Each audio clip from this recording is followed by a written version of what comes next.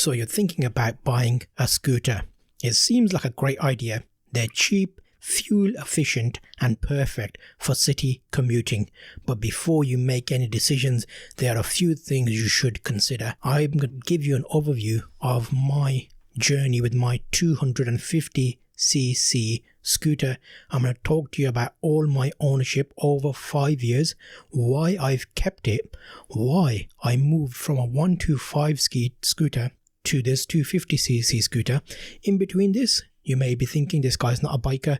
I've had a Yamaha R6, rode a number of other bikes, but I have settled on a comfortable yet easy commuter, which is just 250cc. I'm going to break down everything in this video to give you an idea of what it's like in terms of ownership, cost. Is it fun? Can you have fun on a scooter? Firstly, think about the type of riding you will be doing. If you're planning on using your scooter for short trips around town, a smaller engine size makes sense. It's going to be more sufficient for your needs.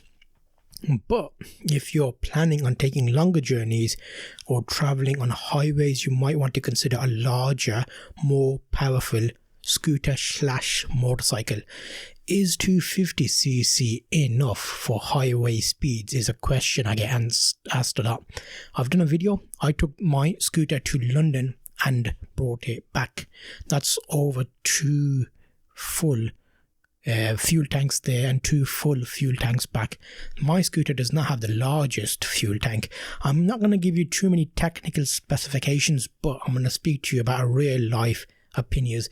I'm going to show you examples of different types of scooters and their engine sizes along with the advantages and disadvantages. Can you ride 2 up on a scooter?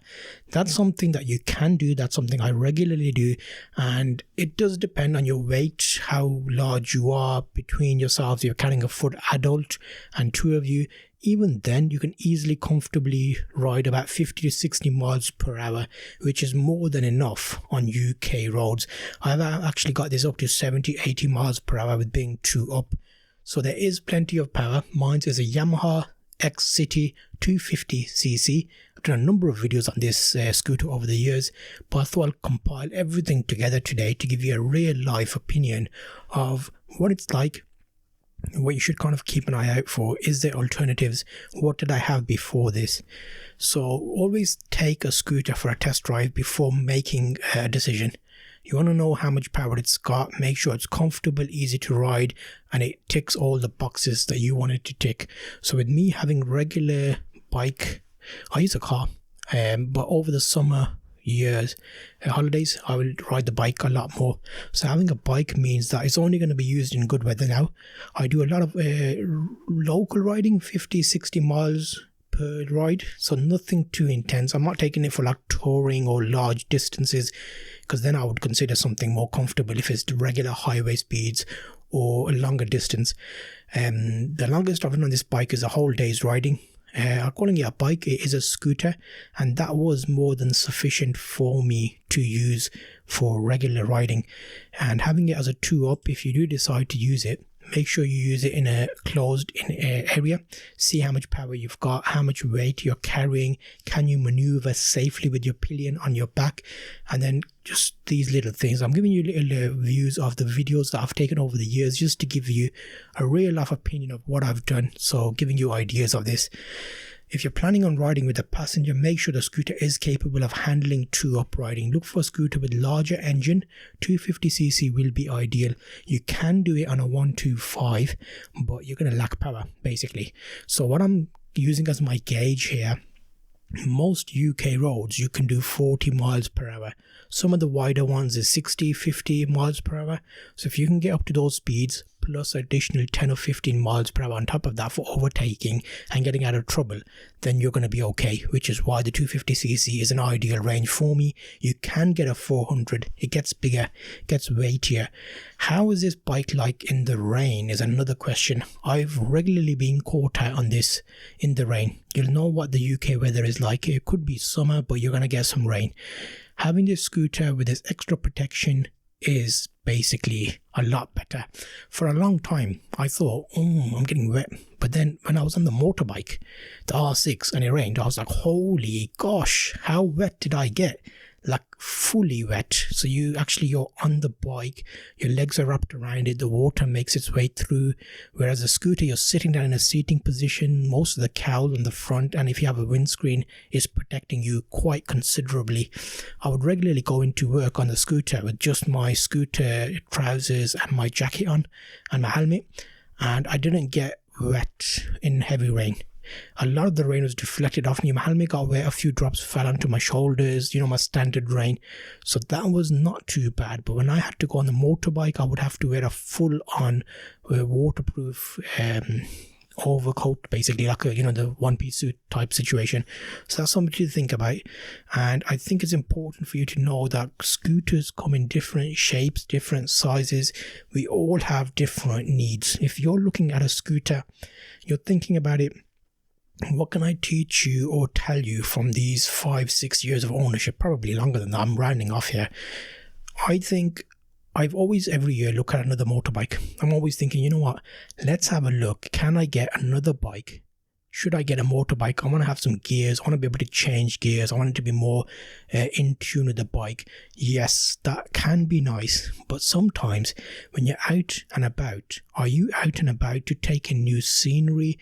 Do you want to be engrossed in how the bike is riding, more about the technical aspects like changing gears and more race kind of orientation type situation? Or are you just happy to get out in the nice weather, not have to worry about anything, jump on the bike, have storage space, use it as a commuter to go to places, park it up, put your helmet in the top box, go around the town centre like a normal person would do, just relaxing.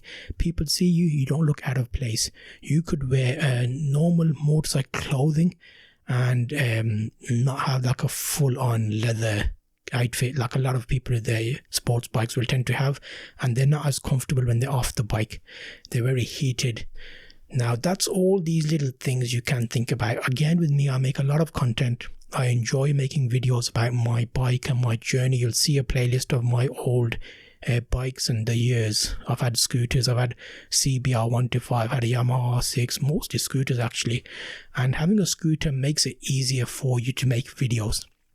There's loads of different places where you can attach your camera.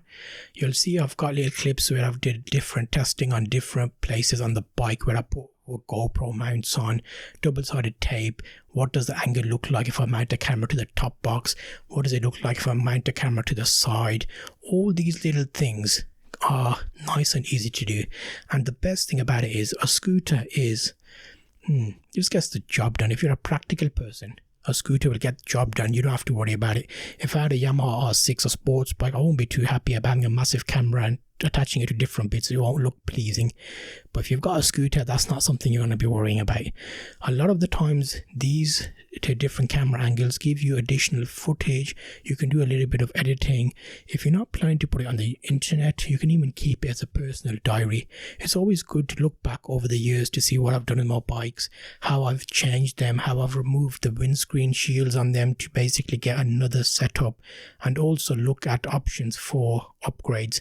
So what can you upgrade on a scooter? Realistically, you want to maintain the maintenance of it. Tires, fuel, air filter, all these basic things are quite important to keep in mind. Finding different mounting points on my motorcycle scooter, I was able to look at different varieties of cameras to put on there. It's a lot easier. When you park up, you can just take them all off and throw them under the seat or in the top box. There are a number of factors out there for motorcycles. The 250cc, in terms of day-to-day usage, you're going to be looking at getting easily on one full tank. I'll get like 150 miles. And this is a 250cc. The engine size is enough. It sounds good. It's like a one-cylinder, so it's a very thumpy engine. It can be a little bit YB at higher speeds, but generally on this bike, I've never really gone over 60-50 miles per hour on day-to-day riding. The majority of places you go will be A roads and B roads, and if you're in the UK, you'll know the state of our roads is not great. So having a sports bike, which I did have before, going at slightly faster speeds, you'll feel every bump. Even though your suspension is set up properly, there's a different feel on a sports bike. After a couple of hours of riding, you'll know you've been riding. You'll get back pains. And as you get on age-wise, you'll slowly get away from sports bikes. You'll want to enjoy the process more. You'll want things that can be practical. You can get to your destination. You can have a look around.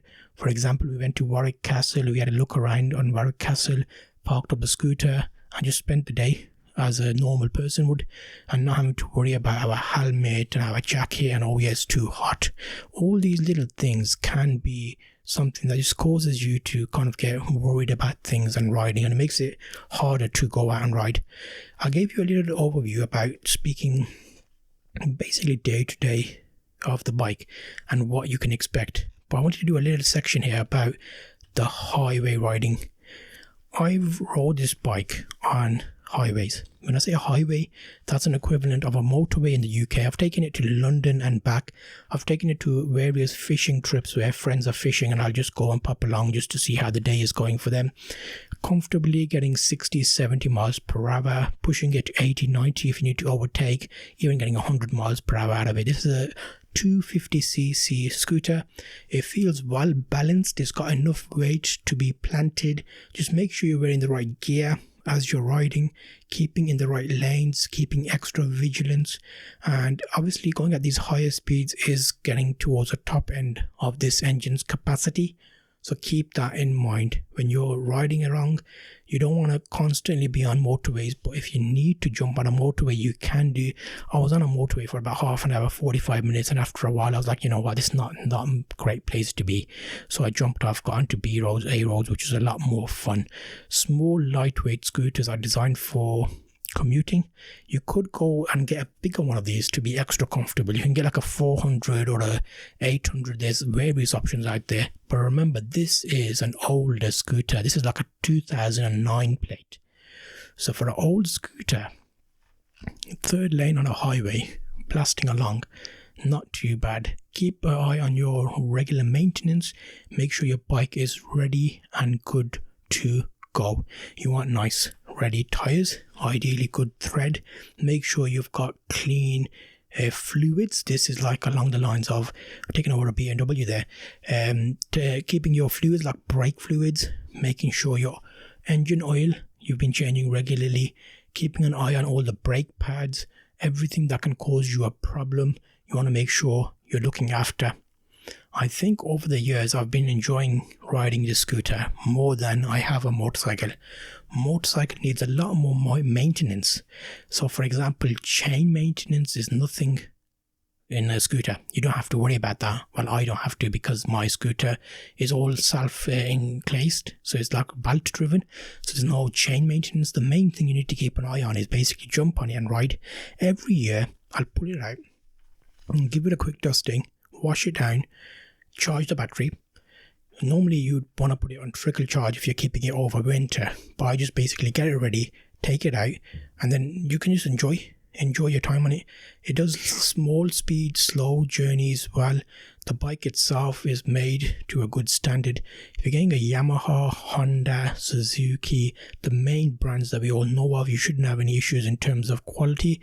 There will be those little niggling things, such as, for example, this is a 250cc with an odd size for the UK. It's more of a European scooter, so getting parts for it can be difficult. However, the X-Max is the same type of setup, the 300, and you can see, out of all the scooters, it is a good looking scooter. It's got nice spoke alloy wheels. It's got a nice appearance to it. It looks like a elegant, majestic feel to it. Good size wheels. They're not too small, so you can go over bumps with it. It's got a nice Ginelli exhaust, nice headlights that illuminate the road very well. You've got a nice wind protection for the screen, good large view mirrors to see behind you, a double seat so you can easily carry a passenger if you need to, dual suspension in the back, good overall setup. I enjoy it, I like it, and over the years I've done lots of videos on it just randomly, just to share it out there. Biking is an interesting area. You can bike in different scenarios, different environments. You will get caught out sometimes with the weather, so it's important to have something that works well for you. So I'll give you a quick overview of scooters and why they are great. So scooters are a great way to get around. Why would we say that? They're becoming more popular in the UK every day. They're affordable, easy to park and fuel efficient, making them the perfect option for those who want to avoid the hassle of car ownership or public transportation. But if you're new to scooter riding in the UK, there are a few things you should know. Legal requirements in the UK: you must have a full motorcycle license or a provisional license with a valid CBT, compulsory basic training certificate to ride a scooter. If you're riding a 50cc scooter, you can ride on a provisional license, but if you want to ride a larger scooter, you'll need a full license. Additionally, you must wear a helmet and have insurance, road tax and an MOT. Ministry of Transport certificate is what MOT stands for. Safety first. So as with all vehicles, safety should always be your top priority. When riding a scooter, make sure you're wearing protective gear, including a helmet, gloves and sturdy footwear. Avoid riding in adverse weather conditions such as rain or snow. Even though I used to ride regularly to work in snow and rain and sturdy footwear. I've done a quick review on my channel with a few good options for you. Just always be aware of your surroundings while on the road. It is also important to take a motorway safety course to learn how to ride safely. And in the UK, there's a Mod 1, Mod 2 test to pass, so keep an eye on that. I did a video about my process of going through that, and it was fairly straightforward. Scooters are great for all weather riding and also city riding, as they're compact and easy to maneuver through traffic. However, you should be aware of the rules of the road and always follow traffic laws. You should also be cautious of drivers who may not be paying attention or are distracted, as well as pedestrians who may not be looking for scooters. One of the best things about scooters is how easy they are to park in the UK. You can park your scooter in designated motorcycle bays for free, or you can park on the street in areas that allow motorcycle parking. Just make sure you're not blocking any pedestrian pathways or impeding traffic. You can see I'm walking around my bike right now, just showing you like an overview of each of the options and just doing a nice little voiceover to let you know about that. Maintenance. So keep your scooter running smoothly. It is important to keep up with the regular maintenance. This includes changing the oil, checking the brakes and ensuring that the tires are properly inflated. You should also keep your scooter clean and store it in a clear, secure location when not in use, because the motorcycle theft is on the rise and people will steal these types of scooters to help them rob other bikes. Can you go camping on your scooter? Yes, you can. You can see here I've done a little video from a little while ago, which I did a camping situation practice run.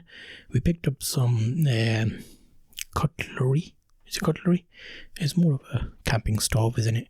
Camping stove and like a pot where you can heat up water, have a cup of tea, you can heat up some noodles, and that would be something just to show you that all of this can be contained within your scooter packaging.